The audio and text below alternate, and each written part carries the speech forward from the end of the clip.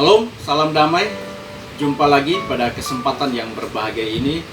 Saya mengajak Bapak Ibu Saudara Jemaat Tuhan, kita membaca merenungkan firman Tuhan dalam Ibrani pasal 12 ayat 6 dan 7. Demikian firman Tuhan. Karena Tuhan menghajar orang yang dikasihinya dan Ia menyesah orang yang diakuinya sebagai anak.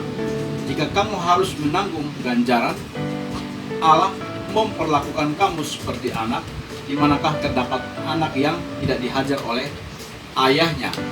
Bapak Ibu Saudara yang dikasihi oleh Tuhan, sangat menarik ayat firman Tuhan dalam Ibrani pasal 12.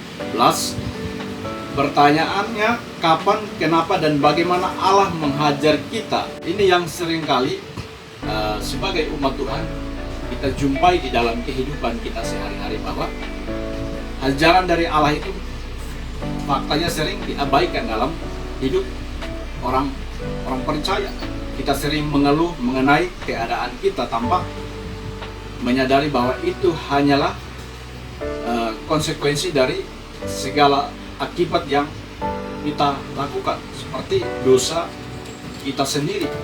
Itu hanya bagian dari ajaran yang penuh kasih dan kemurahan dari Allah untuk segala dosa dan pelanggaran yang kita lakukan di dalam kehidupan kita sehari-hari.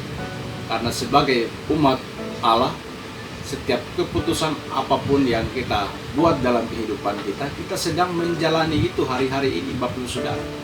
Sehingga seringkali kita selalu lupa bahwa Allah mengasihi kita sebagai umatnya, sehingga Dia membuat rambu-rambu, aturan-aturan yang harus kita taati, supaya kita tidak menyimpang dari setiap rambu-rambu tersebut. Nah, ketidakpedulian dan hal-hal yang seringkali kita lakukan dalam diri kita sendiri mengakibatkan terbentuknya kebiasaan yang salah dalam kehidupan kita sebagai orang percaya.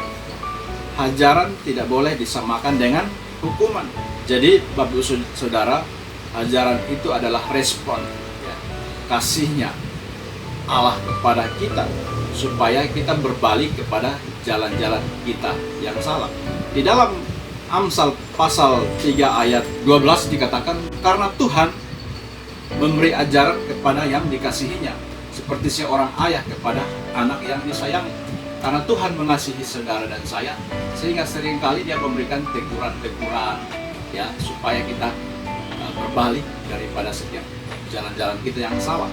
Seperti seorang ayah, kalau dia mengasihi anaknya, maka dia akan berikan nasihat, ajaran, teguran, didikan yang mengarahkan kepada tujuan-tujuan yang baik. Nah, seperti itu Tuhan. Ya, dalam ayat 11 dikatakan, hai anakku, janganlah engkau menolak didikan Tuhan, dan janganlah engkau bosan akan peringatannya. Jadi kita sebagai umat Tuhan, jangan sampai kita bosan, ya, terhadap setiap ganjaran, terhadap setiap bimbingan Tuhan berupa teguran. Teguran itu bisa datang berupa sakit penyakit, bisa datang berupa hambatan berkat, bisa datang berupa berbagai macam hal, kecelakaan dan sebagainya. Jadi, karena Tuhan memberi ajaran kepada yang dikasihinya, seperti seorang ayah kepada anaknya di dalam Amsal pasal 3, ya, ayat 11-15. Kalau Bapak kita secara jasmani saja seringkali menghajar anaknya apabila melakukan kesalahan, maka saya percaya bahwa Bapak kita, Bapak rohani kita, Tuhan, ya, pasti juga menghendaki supaya kita jangan salah melangkah, dan akhirnya kita jatuh di dalam berbagai macam pencobaan. Jadi Allah menggunakan ujian, pencobaan, berbagai kesulitan untuk mempertobatkan kita kembali kepadanya.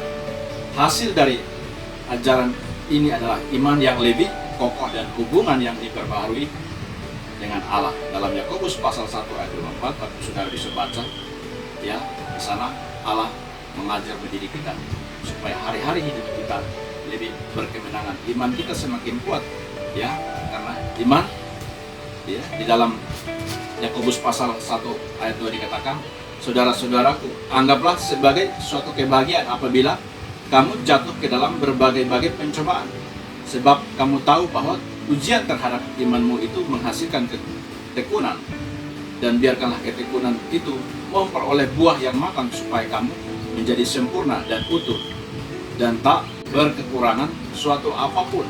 Waktu saudara, demikianlah firman Tuhan. Salam, salam damai.